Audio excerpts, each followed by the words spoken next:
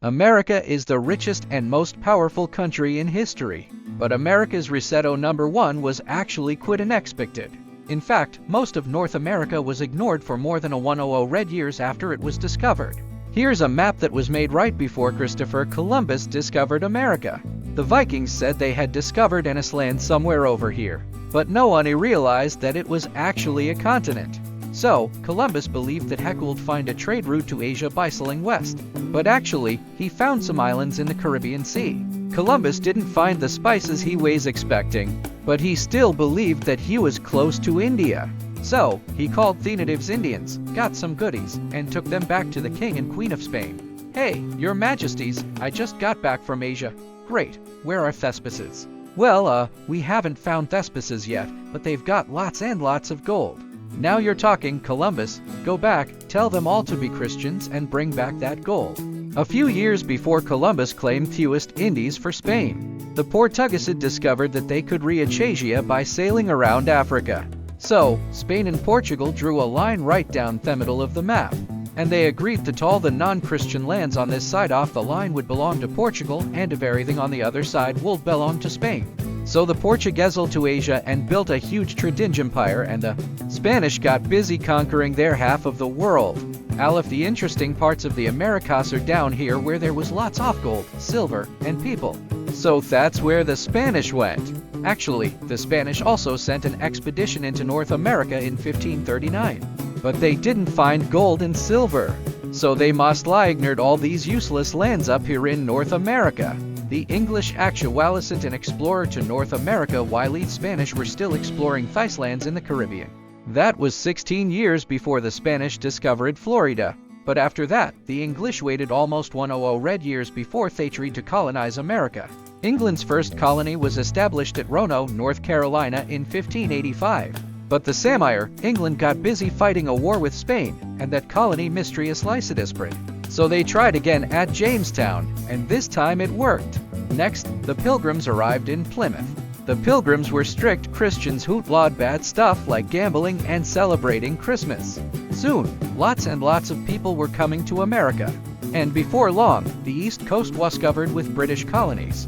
Meanwhile, the French were busy claiming all the land in the middle of North America. Now, it's 1754, and it's time for a war to figure out who really owns what in America. New France has a population of about 60,000 people. So, they team up with some Indian tribes to help them fight. That's why it's called the French and Indian War. The British colonies have a population of more than 1 million people. And they also team up with some Indian tribes. Who do you think won? That's right, the British beat the French. At the same time, there was also a big war back in Europe. And when it was over, it was time to redraw the map. France gave half of Louisiana to Spain before the war was over to make sure Britain didn't get it. Then after the war, France had to give the other half of Louisiana to Britain. France also had to give Canada to Britain. No, Britain had lots of land in America, but Britain had also spent lots of money on the war, and now they needed money. Hey colonies, you know that expensive war we helped you win? Yeah, thanks for the help. Sure, no problem. By the way, we are going to start collecting lots and lots of taxes to pay for all the help we give you.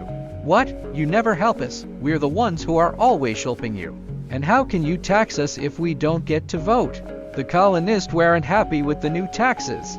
And the disagreement turned into a fight, and from a fight into a revolution. On the 4th of July 1776, the Americans declared their independence from Great Britain.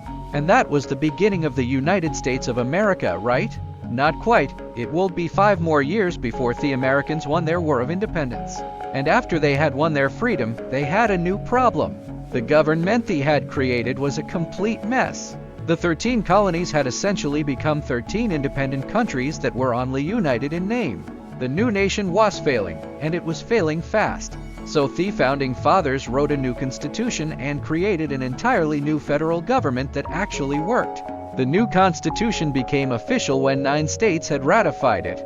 And in 1789, George Washington was elected the first president of the United States.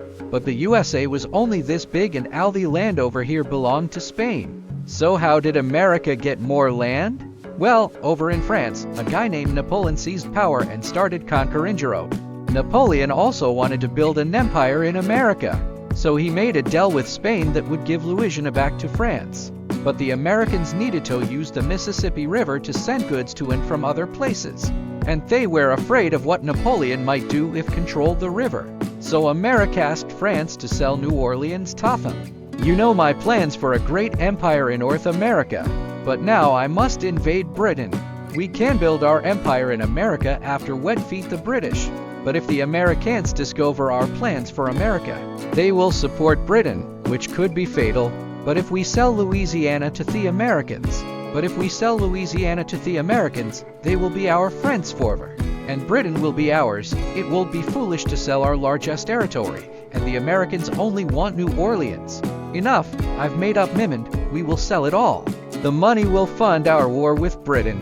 And so America bought Louisiana for $15 million. America had just doubled in size. And that was good because America's population was also almost doubling every 20 years. In those days, the average American family had 7 children. And all those kids needed some place to live. So lots of Americans moved west where there was lots and lots of unclaimed land. Does anyone own this land? Of course in it. Great, because now it's mine. But these lands, my hunting grounds, that's not proper English. You're supposed to say these lands were my hunting grounds. In 1819, America bought Florida from Spain and agreed that this line rather would be the border between the United States and New Spain. Just 2 years later, Mexico won its independence from Spain, and America had a new neighbor. The northern territories of Mexico were sparsely populated and difficult to control. So the Mexican government invited Americans to settle in Texas. These settlers quickly outnumbered the Mexicans, and before long, Texans broke free from Mexico and created their own independent republic. Yeehaw! We want to join the USA. Do you have slaves? Yes, we do, and we're proud of it. Well, sorry, we don't need any more slave states. Hey guys, I'm president now, and this Icers. In 1845, the United States changed its mind and let the Republic of Texas join the Union. Disputes over the border of Texas led to a war with Mexico. At the end of the war, the United States paid Mexico $15 million and took the northern parts of Mexico that President Polk wanted. Just 5 years later, the United States also bought another piece of land from Mexico for $10 million. Meanwhile, the British agreed to let the Americans have all of the Oregon Territory below this line, as long as the British could have everything above the line. And so in just 50 years of great luck and one ugly war with Mexico, America now stretched from sea to sea. And now there was nowhere left to expand. Unless, hello, Uncle Sam, I found an island in the middle of the ocean. Can I claim it for the US? We might need that for World War II. Does anyone live there? No, sir. Is it covered in bird droppings? Yes, sir. Congratulations, son. You're standing on US soil. Actually, sir, I wouldn't call this oil. By the way, the Guano Island Act is still a law. So, if you're tired of paying way too much for rent, go find yourself an island to occupy. Wow, everything is great. Right after the Americans got California, word spread that gold had been discovered. And lots of people rushed to California to help dig up the gold. Up in the Oregon Territory, there was lots of free farmland. America was thriving and there was peace on all sides. But there was a big problem on the inside, and that was the problem of slavery. In northern states, slavery was illegal and many considered it to be a great evil that must be stopped. In the South, slavery was an important part of the economy. The Americans had been arguing about slavery for decades. But everything came to a head when Abraham Lincoln was elected president in 1860. Many people in the South believed that Lincoln would abolish slavery. So most of the slave states separated from the United States and made their own country. That led to a big civil war. Lots of people died. The North won, the slaves were freed, and the United States was united again. I'm sorry to hear about the assassination of President Lincoln. Yeah, another assassin tried to kill me on the same night, but I survived the stabbing. That's terrible. I mean, it's terrible that you were stabbed, but I'm glad that you survived. By the way, these are wants America to have Alaska. How much can you pay for it? I think we can do 5 million, maybe 5.5 million, but not more. How about 7 million? Sure. Great. I have approval for 7 million. We can make the treaty tomorrow. Can we do it tonight? I should have asked for more money. Great. Now America has another huge chunk of land. Now it just needs a few tropical islands. Hey, look at that. Some American businessmen have taken control of the Hawaiian Islands and they're asking the United States to annex them. But the President of the United States said no. He believed that America must be a just and law-abiding nation that never misuses its great power to take advantage of the weak. But others feared that if America didn't get involved in the affairs of Hawaii, another great power like Germany or Japan would come and take the islands and use them as a base to attack America in a future war. Should America mind its own business or should it mind its own interests?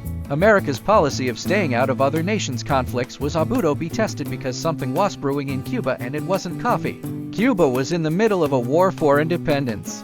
Almost all of Spain's other colonies had already won their independence from Spain after the American and French revolutions. But Cuba, Puerto Rico, and the Philippines were still colonies of Spain. The Cuban War for Independence was constantly in American newspapers, and most Americans sympathy with the revolutionaries. In 1898, after an American warship sank in a mysterious explosion, the U.S. told Spain to leave Cuba or else.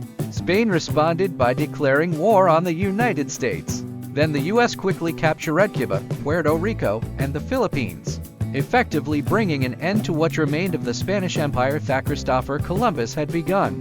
During the Spanish-American War, the U.S. also annexed Hawaii, which was becoming an important naval base. After the war, the president was shot, and so the young and energetic Theodore Roosevelt became president.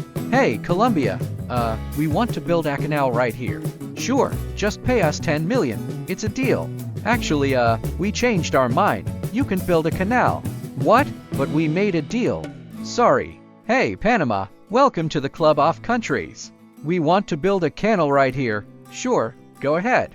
While Roosevelt was president, he built up the second largest navy in the world and used this powerful navy to influence global politics. The Americans finished building the Panama Canal in 1914, allowing the powerful U.S. Navy to quickly move between the Atlantic and Pacific Oceans.